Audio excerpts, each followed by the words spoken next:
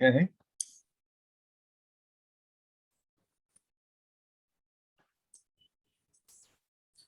Good evening, good morning to everyone present here in Facebook and YouTube. This is Rudra Das. Take this privilege to warmly welcome you all to World Human Sciences and Management Conference 2021.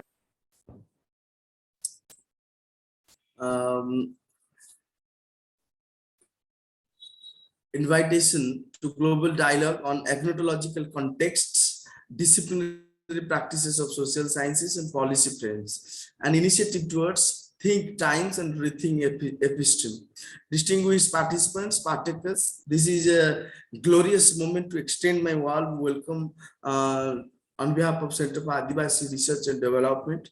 As this international conference is built with the intent of active and interactive learning and discussion organized by CARD in collaboration with II and Ravenshaw University, Cuttack, Odisha. On behalf of Center for Adivasi Research and Development, I want to convey my heartfelt gratitude to our patrons, Professor Sanjay Kumar Naik, VC, Ravenshaw University, Vice Chancellor, Central University of Odisha.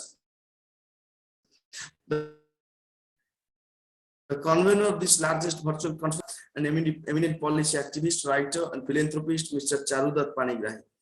Dear friends, the main with national and international framework for the education system in future. The crux of this conference will be the use of digital technologies such as artificial intelligence, augmented reality, and virtual reality that is being increasingly adopted after the outbreak of COVID in 2020. We hope this conference would help students, faculties, researchers, and all to expand the mental horizon and help the education system to adopt the best in future. Dear friends, our center is a leading research-oriented institution promoting ethnographic, empirical, and evidence-based research for engaging and addressing the challenges that 21st century globe is facing today. And the prime agenda of this institution is to come up with potential policy solutions for the social change and while believing in the idea of debate, dialogue, and discussion. And with expertise, experiencing and education, the institution focus on marginalized communities and work for their livelihood to protect their nature, culture, language, and identity in particular. So it gives me tremendous contentment to introduce the most esteemed personality of today's symposia. Is none other than one of the very finest mind of this time, Dr. Alan Marshall Milner. Dr. Alan Milner was born in Brooklyn, New York in 1948. He attended the renowned Brooklyn Technical High School and studied journalism at the City College of New York. He worked for ABC News and New York Post before branching off into freelance writing, primarily as a ghost writer. He subsequently studied psychology at the University of Massachusetts and fundraising strategies at the International Fundraising Institute of United Jewish Appeal, management consulting system at the Interaction Institute of Social Change, and neurolinguistic programming at the Massachusetts Institute for Neurolinguistic Programming. A self-taught computer programmer, he has been a principal at two software of two software companies where he developed early versions of artificial intelligence systems in business. He has been a consultant specializing in public relations and organizational development in which capacities he developed youth service programs, residential and outpatient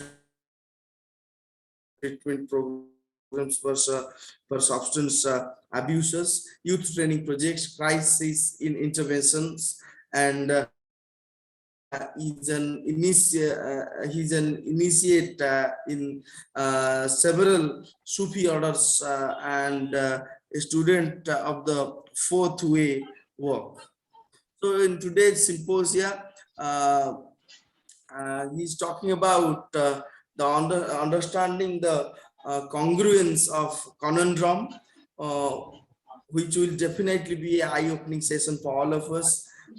So without taking much time, I would like to invite uh, Alan Milner to initiate his talk. Over to you, sir. Okay, this is the first time in my life I've ever heard my life summarized by someone else.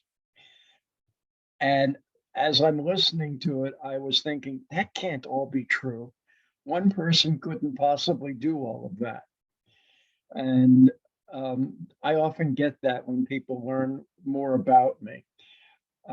It's kind of embarrassing, but I also have to issue some caveats. First of all, no ghostwriter ever admits to being a ghostwriter because that's the best way to be put out of work as a ghostwriter.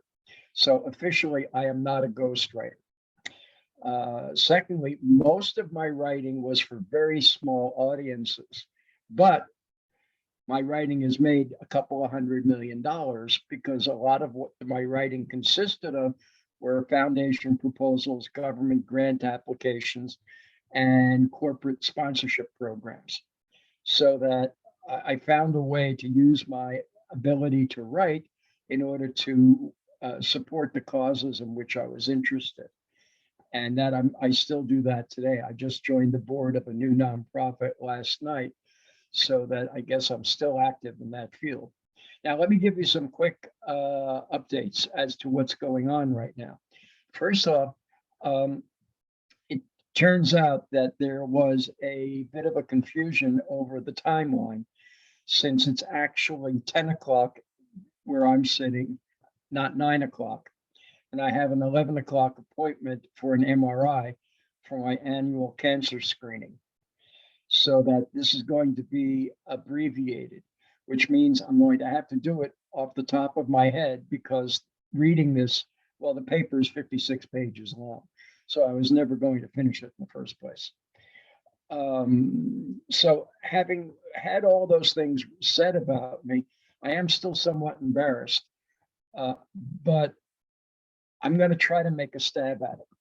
First of all, when I came up with the term congruence of conundrums, I wasn't even aware of the fact that that's actually a thing in mathematics, something to do with plane geometry and how adjacent structures in plane geometry can have the same amount of volume, but very different configurations. I don't really understand that because math is not my strong suit, or at least algebra wasn't.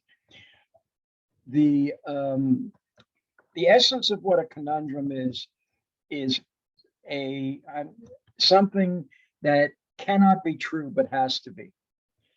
In other words, a conundrum is a dilemma, a paradox, and some or any number of different words of that kind. But what it basically means is that you have a situation where something can't be true but is anyway. And conundrums are everywhere you look, because really it's a study of oppositions. Some of the most important ones are the information communications conundrum, which is that we have a constantly expanding volume of information coming at us from all directions. Now, the truth is, a lot of that information isn't real. Buckminster Fuller very famously said that in 1900, we were doubling human knowledge every 100 years. Today, IBM says that we are doubling human knowledge every 12 hours. Now, if we were in person together, I would ask you all for a show of hands as to how many people believe that statement, because it is impossible for any organization or entity to tabulate the amount of human knowledge. What IBM is talking about is data, not knowledge. And the differentiation between data and knowledge is that data can be true or false, right or wrong, half right, half wrong. But knowledge is verified data that has proof behind it. Now, when you stop and think about it, what you have to realize is that data is proliferating due to duplication. Here's an example. If I send you an email and you send that email to 50 of your closest friends, that email will now exist in 150 places. It'll exist on 50 servers where that are linked to each of those recipients' accounts. And if they download the stuff, they're going to be they'll have that on their local machines. And if they use a cell phone, it will also show up there. So now we're looking at approximately 200 instances of that same email. But then you go one step further and you realize how much duplication there is within the entire publishing industry. The same story will appear in thousands of periodicals around the world. And in each case, that's more data that more people are going to be absorbing. And in every case, the data is going to be somewhat different because of language differentiations and other. I just remembered. I just saw Dr. Bikram Jenna's name appear, and somehow or other I was promoted to a doctor. I have no doctorates, so I don't want to leave anyone with that impression. I am a worker. I'm not a theorist. I'm not a scholar. I'm just somebody who's worked in the field of communications all my life. And at 73, that means I have a good deal of background on how communications has changed over the past half century. Since I was actually, into a very small extent, one of the people helping to make those changes happen, something I now regret. But let's get back to the main theme. And remember, I'm abbreviating from a paper that is currently 56 pages long. So, and I'm doing it right off the top of my head. I'm not reading or following along with anything. The information communications conundrum is essential to understanding the problem that we face in terms of what I consider to be the impending collapse of civilization, which sounds grandiose, but I think I could support it if I had the time to do so. The volume of data that is being generated for profit. Every social media outlet is making money every time everyone uses that social media outlet. And since we've been communicating through Facebook Messenger, we've been enriching Zuckerberg every time we exchange any information because it's the volume of traffic that attracts money. And the amount of money is truly unbelievable, astronomical. The corruption of communications and information is directly attributable to the influx of money coming through advertising revenues generated through providing eyeballs to view advertisements. And without that profit generation, we wouldn't have the information communication system that we have now. For example, we wouldn't be having this conversation with me in Florida and people all over the world listening in. That's rather daunting to me. I don't think people should be paying that much attention to what I have to say. As a matter of fact, I don't even really understand how I ended up making this presentation. I don't recall the exact process through which I was recruited to do it, but it reminds me of a circumstance I went through 40 years ago, exactly to the day, when I was tasked to make a presentation about changes in US tax law to a group of people at a conference. And the only reason I was assigned to do that was that I had attended a seminar on that subject a couple of weeks previously, and the fact that I had nothing else scheduled for that particular time slot. It was only after I was done speaking that I found out that I was addressing a room full of certified public accountants, all of whom knew more than I did about what I was talking about. And that's the same situation that I'm in right now. You all are studying or have been studying this new science, and I didn't even know it existed a few weeks ago. Agnotology. I'm not even sure I can pronounce it properly. But what I do know, I know very well, and that is that we are in a toxic situation with respect to information and communications. The communications are inescapable. You go to a restaurant, you're now surrounded by computer screens on the average mid level restaurant. Fine dining, so far they've kept those machines out of our line of sight. But people are sitting at their tables in fine dining establishments and looking at their cell phones instead of conversing with one another. I've even seen instances where a group of people were sitting at the same table and they were communicating to each other on their smartphones while they were physically seated at the same table. Now, if that doesn't scare you, I don't know what will, because that is a symptom of a deteriorating society.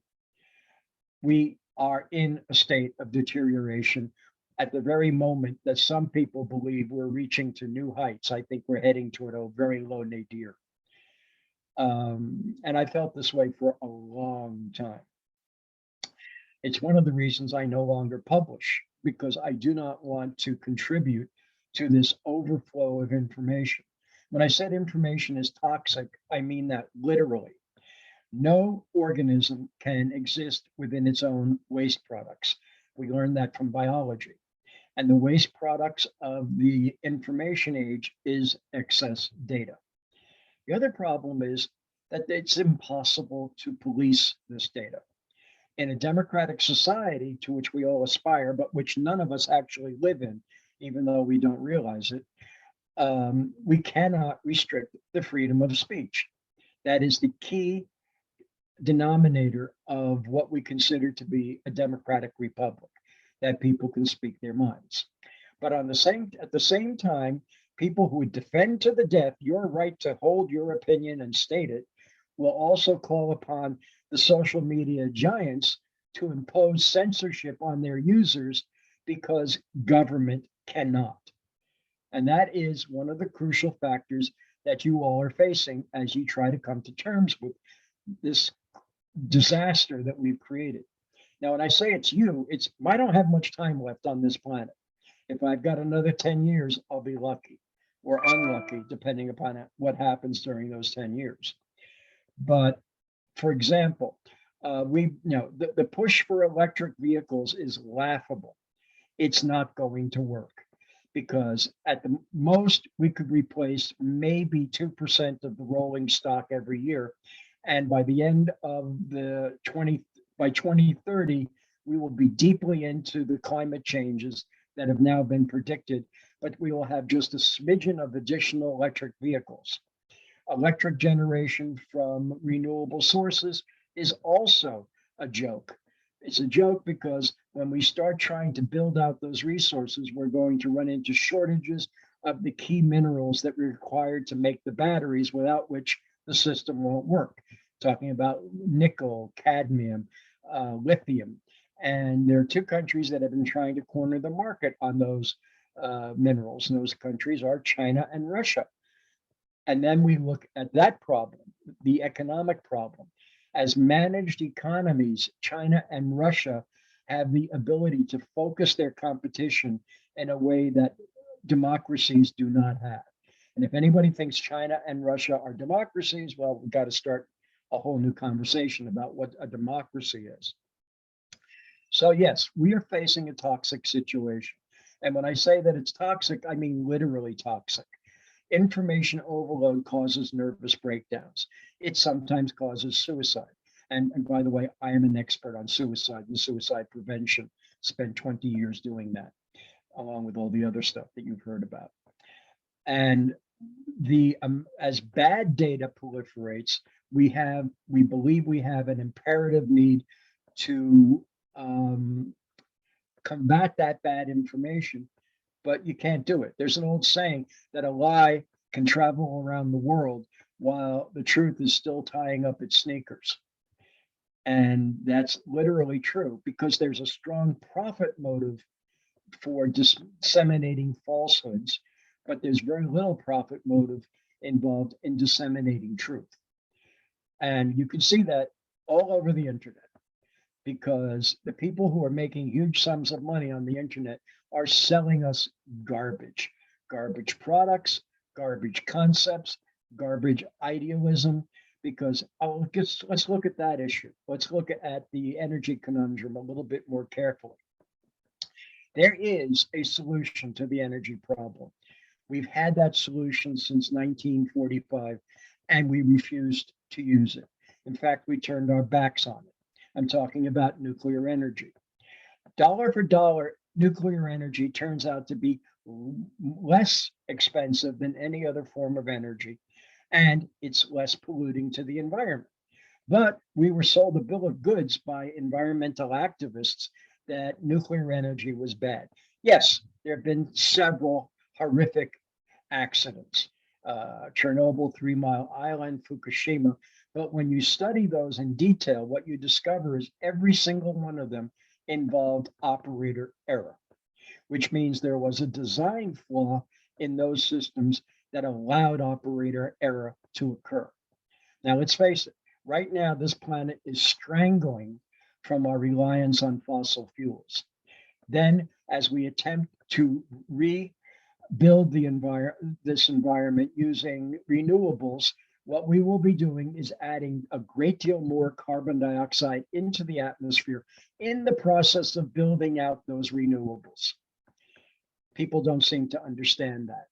Now, there's all kinds of statistics that can cut either way about this. I ask people to stop tabulating the statistics and use your instincts about what can be right and what can be wrong in reality, not in the world of scientific papers, because now we have to go there. The scientific method doesn't work anymore. Okay, is anybody shocked yet? Hope so. The reason that the scientific method doesn't work anymore is because of money, because enormous corporations are funneling tremendous amounts of money into research to make that research come out in their favor for the products that they want to sell. And yes, the tobacco industry used public relations to convince people that smoking was good for you. And the oil industry has used enormous amounts of public affairs information to convince us that we absolutely need fossil fuels. But you have to go back and look at the reality of nuclear energy. There's a new generation of nuclear power plants online called, or coming online now, that are called mini reactors. Mini reactors are safer to the point of being foolproof. They're much smaller. They generate much less electricity, but they're not intended to service the whole grid, but just a single city or a county or well, in their smallest designs, they're actually on nuclear powered warships. And I believe there is actually one nuclear powered Russian yacht, although right now it's probably been grabbed up by somebody on because of the current unpleasantness in the Ukraine. And I should mention, I am Ukrainian by extraction. So what's happening there right now really infuriates me. But what we're looking at now is that these new mini reactors produce far less waste products in terms of spent fuel. The spent fuel is far less dangerous because its half-life is much shorter. And there are techniques to properly process, package, and store nuclear waste, which we simply haven't done because everybody is afraid of it. But you turn the corner and you look at the other side of the coin. The other side of the coin is that we are in a situation where every day the fossil fuel industry spews more filth into our atmosphere. So that, tell me, where did we go wrong? Where we went wrong is that we have too much data, and too much data that is of questionable veracity. And we don't have the tools, really, to analyze all that data, to contradict the lies, to correct the misunderstandings, and repair the misapprehensions that are generated by this bad data. But we can't stop accumulating it. It's an addiction. Now, I have to turn and talk about the fictional universe. Anybody know what the first book of fiction ever published in the Western world was? Well, it's called the Holy Bible. And since then, there's always been a struggle between attempts to publish the truth and attempts to publish fiction. Now, let's face it, fiction is lies. There's no way to reconstruct it in any other form. People tell you a story. There's a beginning, a middle, and an end. In real life, there's rarely a beginning, a middle, and an end. We are all interrupted finally in the middle of our last sentence. So everything is unfinished in reality. But in fiction, things are finished. No one will ever produce a film or publish a book that ends unfinished, where the denouement doesn't happen. And because I used to not be a ghostwriter, I know very well that submitting a book without a strong ending is a good way not to get a paycheck. Now, right now, we're at 10 minutes by some accounts. We're 25 minutes into the hour, and I'm going to turn it over to questions right now because I have to leave at 10:30 in order to make my MRI appointment at 11:15. So I'm pushing it even to do that. So, Dr. Jenna, can you open the floor for questions? And I'll take as many as I can in the time I have. Uh-huh. Okay. I am not able to manipulate this session because I've assiduously avoided learning how to use Zoom except as a participant. But I am going to have to, at this point, say that if there are no questions coming forth, which I kind of didn't expect at this point, because if I haven't shocked you, I haven't finished my job. But if you want to read the paper, drop me a line, and when it's finished, if that ever happens, because I'm notorious for leaving projects unfinished when I get bored with them, I will be happy to share it. But at this point, I really need to ring off because otherwise I'm going to be in the hole for $2,500, which is the cost of the MRI and not showing up.